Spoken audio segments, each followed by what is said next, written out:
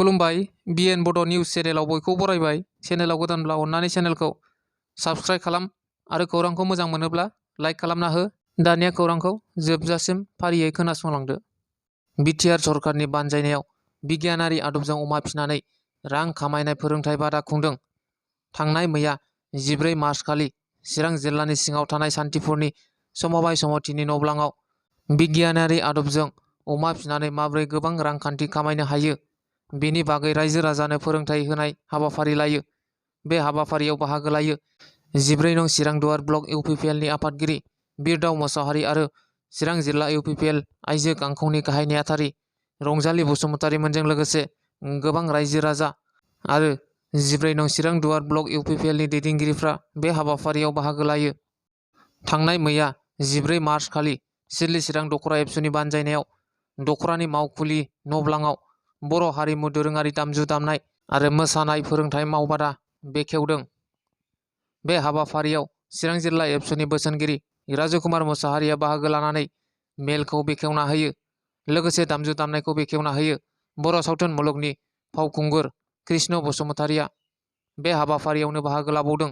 चिरां जिल्ला एबसुनि आफादगिरि दिलीप कुमार बसुमतारिजों लोगोसे चिरां जिल्ला एबसुनि गोबां बिबानगिरिफोर, चिरां जिल्ला ट्राइबेल संघनि आफादगिरि सुकेल बसुमतारि, चिरां जिल्ला बर' समाजनि आफादगिरि बिपिन चन्द्र औवारि आरो चिरां जिल्ला बाथौ गौथुमनि आफादगिरि सामाचरण औवारि बिथांमोनजों लोगोसेनो बे हाबाफारियाव ओनसोलनि गोबां दैदेनगिरि, दिथागिरि आरो लाइमोनफोर बाहागो लादों। मख'नो गोनांदि बे फोरोंथाय मावबादाखौ मैयानिफ्राय जागायनानै फैगौ एप्रिल दानसिम होनाय जागोन आरो बे फोरोंथायखौ चिरां जिल्लानि सिफुं हारिमु आफादनि अशक बसुमतारि आरो सादिन ब्रह्म बिथांमोनहा फोरोंगोन। बे फोरोंथाय मावबादाखौ लानायनि गुबै थांखियानो जादों बर' हारिनि दोरोङारि दामजु दामनाय आरो मोसानायखौ ओनसोलनि लाइमोनफोरनि गेजेराव फोथांनानै लाखिनाय होननानै बुंथिनानै होयो। सिडली चिरां दखरा एबसुनि लोगो आफादगिरि दानसोरां बसुमतारि बिथाङा मोनसे दुखुनांथाव खौरां गसाइगाव महकुमानि सिङाव थानाय खुसियाबारि बुरासारा गामिनि थागिबि चित्ररन्जन नार्जारिनि आंगो बिसि नीलाबती नार्जारिया गोबाव समनिफ्रायनो गोब्राब बेरामजों भुगिनानै दङ। मिथिनो मोननाय बादिब्ला नीलाबती नार्जारिनि गल ब्लाडाराव अन्थाइ जानानै दं। लोगोसे मोदोम बुनाय आरो गोब्राब बेरामजों नाख्रेबजानानै दं। दुखुनांथाव बाथ्रा दि रां रुफानि आंखाल जानायाव मोजाङै फाहामथाय होनो हायाखै। बेनिखायनो गावनि अनसुलि बिसिनि जिउखौ फोथांनानै लाखिनो थाखाय दुलाराय रायजो राजाफोरनाव अनसुंथाइ मोननो हास्थायदों। दुखुथिया नखरजों लोगोसे चित्ररन्जन नार्जारिया account number 352770654663 IFS code SBI N00079996 जानबुं अनजिमा 6909274896। थांनाय मैया 14 मार्च खालि सोनाब बंगनिफ्राय सिखाव लामाजों आसामाव हाबफैनाय समावनो गसाइगावनि गकुलकाटा गामियाव गंनै बयलार दाउ लाबोनाय गारिया जाब्रबथाय जायो। जाब्रबथाय जानायनि उनाव गारिखौ बोखांनो हायैयाव ओनसोलनि रायजोफोरखौ नुनानै ड्राइभार सानैया खारखुमायो। ओनसोलनि रायजोफोरा जाथाय जानाय जायगानिफ्राय पुलिसनो खौरां हरनायनि उनाव पुलिसआ फैनानै बलेर' पिकआप गारि गंनैखौ थानासिम लांनाय जायो होनना मिथिनो मोननाय जादों।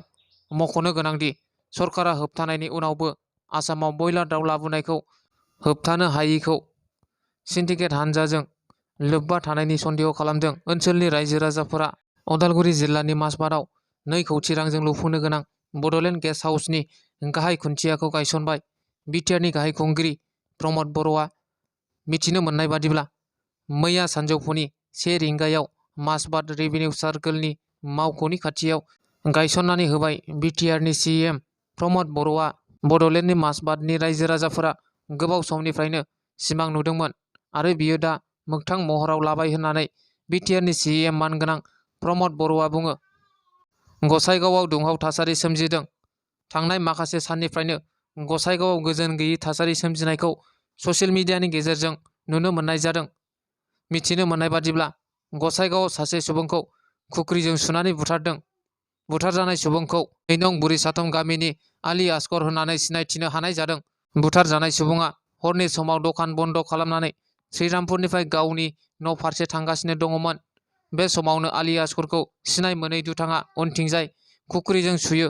खुख्रिजों सुजानानै गोब्राब जखम जानायाव आली असगरखौ गसाइगाव आर.एन.बी सिभिल हस्पिटालाव थिसननाय जायो आरो फाहामथाय होबाय थानाय समावनो जिउ गोमायो होनना मिथिहोयो।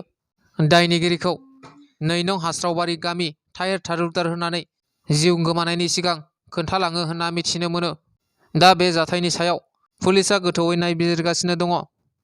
मेट्रिक आनजादनि बिगियान आयदानि सोंनाय बिलाइ गोसारनायजों सोमोन्दो थानाय सा 22 सुबुंफोरखौ हमबाय। थांनाय मैया 14 मार्च खालि टुइटनि गेजेरजों मेट्रिक आनजादनि सोंनाय बिलाइ गोसारनायजों सोमोन्दो थानाय सा 22 दायनिगिरिफोरखौ हमबाय होननानै फोरमायथिनानै होयो आसामनि DGP जिपि सिंहआ। बे फोरमायथिनाय बादिब्ला हमजानाय सुबुंफोरा गुवाहाटी, सालुखिमपुर, धेमाजि, शदिया, डिब्रुगड़ आरो तिनसुकियानिफ्राय दायनिगिरिफोरखौ हमनाय जादों। बे दायनिगिरिफोरखौ आयेननि गेजेरजों गोख्रों साजा होगोन होननानै आसामनि DGPआ फोरमायथिनानै होबावो। दिनैनि खौराङा बेखिनियानो। गोजोन्थों।